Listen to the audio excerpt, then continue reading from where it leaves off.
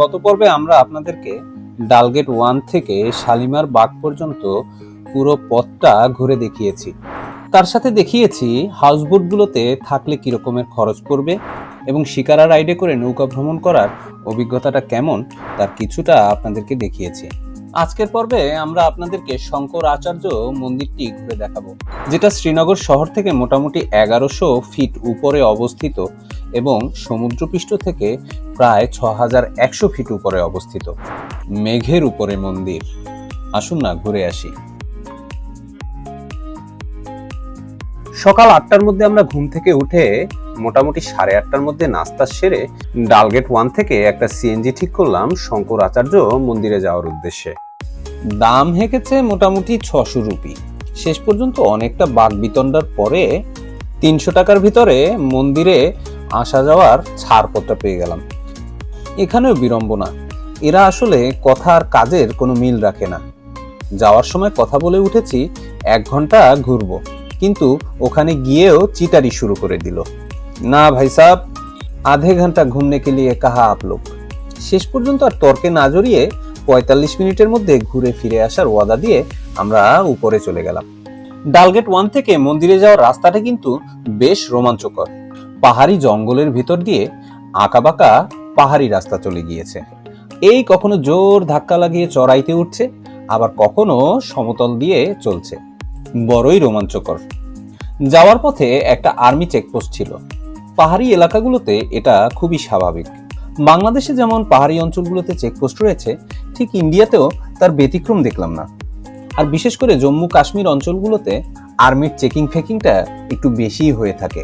কিন্তু নিউজে যতটা কাশ্মীর বিষয়ক রোমহর্ষক গল্প শোনা যায়, বাস্তবে কিন্তু ঠিক তার উল্টো চিত্রটাই ঘুরতে গেলে দেখা যায়। এখানকার মানুষজন যথেষ্ট আন্তরিক এবং অতিথিপরায়ণ। বরঞ্চ দিল্লিতে গিয়ে চিটার বাটপারের সংখ্যা একটু বেশি পেয়েছি আমরা। ওখানে পকেটমার এবং ছিনতাইকারীর উৎপাতও কিন্তু যথেষ্ট বেশি।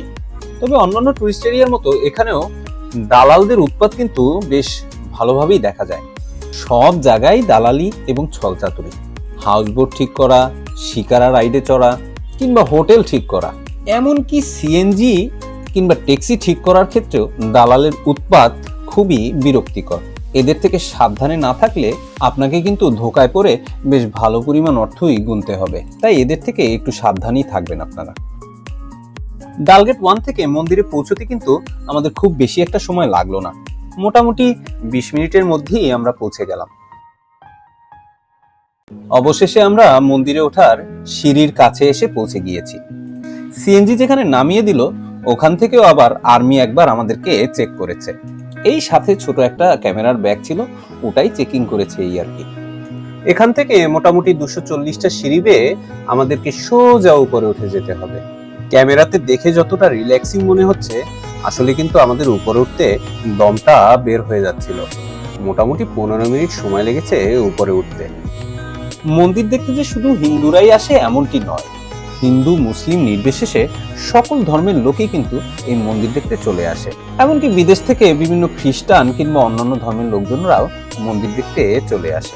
শিশু, যুবক, বৃদ্ধ সকল বয়সের মানুষই এই হাজার সিঁড়ির বাধা টপকে উপরে চলে যায়। উঠতে উঠতে কিছু কিছু লোক অবশ্য বসে বসে রেস্ট নেয়, আবার কেউ কেউ এক নিঃশ্বাসে সোজা উপরে উঠে যায়। অবশেষে আমরা চূড়োর কাছাকাছি এসে পৌঁছে গিয়েছি। পা দুটো আর চলতে চাচ্ছে না। শঙ্করাচার্য মন্দিরটা শ্রীনগর শহর থেকে 1100 ফিট উপরে অবস্থিত। ডালগেট 1 থেকে মন্দিরটা পাহাড়ের উপরে খুব সুন্দরভাবেই দেখা যায়।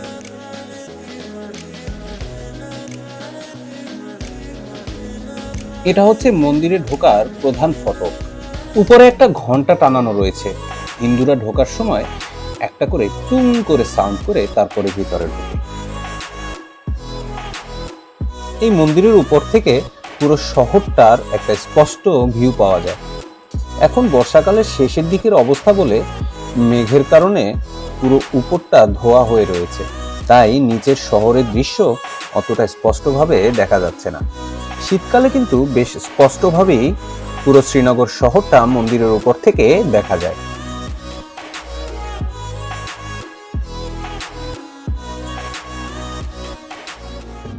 শঙ্কর আচার্য মন্দির হলো পাহাড়ের চূড়ায় অবস্থিত একটি হিন্দু মন্দির। এটি ভগবান শিবের উদ্দেশ্যে উৎসর্গ করা হয়। কাশ্মীরি হিন্দুরা মহাশিবরাত্রি নামে পরিচিত হেরাতের মতো উৎসবগুলোতে মন্দিরটি পরিদর্শন করে থাকে। মন্দিরটিকে একটি বৌদ্ধ আইকন হিসাবেও বিবেচনা করা হয়, কারণ গৌতম বুদ্ধেরও সেই পাহাড়ের সাথেই দীর্ঘদিনের সম্পৃক্ততা ছিল। এটি পারস্য তথা মুসলিম শিয়া বিশ্বাসের সাথেও যুক্ত রয়েছে। ঐতিহাসিকভাবে এই কাঠামোটিকে কাশ্মীরের প্রাচীনতম মন্দির হিসাবে বিবেচনা করা হয়। শঙ্করাচার্য পাহাড়টি পার্মিয়ান যুগে আগ্নেয়গিরির কার্যকলাপ থেকে সৃষ্টি হয়েছে বলে ধারণা করা হয়। পাহাড়ের প্রাচীনতম ইতিহাস কালাহান নামক এক মনীষীর বর্ণনা থেকে জানা যায়। তিনি পাহাড়কে গোপদ্রি বা গোপা পাহাড় বলে অবহিত করেছেন। কালাহান বলেছেন যে রাজা গোপাদিত্য পাহাড়ের পাদদেশে জমিটি আর্য দেশ, যা বর্তমানের মধ্য এশিয়ার ককেশাস অঞ্চল থেকে আগত ব্রাহ্মণদের দিয়েছিলেন। গোড়ার এই অঞ্চলটিকে এখন গোপাকার বলে ডাকা হয়। কালাহান পাহাড়ের আশেপাশে আরেকটি গ্রামের উল্লেখ করেছেন, যেখানে রাজা গোপাদিত্য কিছু ব্রাহ্মণকে বর্তমান ডালগেটের পাশের একটি গ্রামে রাখতেন। কালাহান আরও উল্লেখ করেছেন যে রাজা গোপাদিত্য খ্রিস্টপূর্ব 371 সালের দিকে জ্যেষ্ঠেশ্বরের মন্দির হিসাবে পাহাড়ের চূড়ায় মন্দিরটি তৈরি করেছিলেন।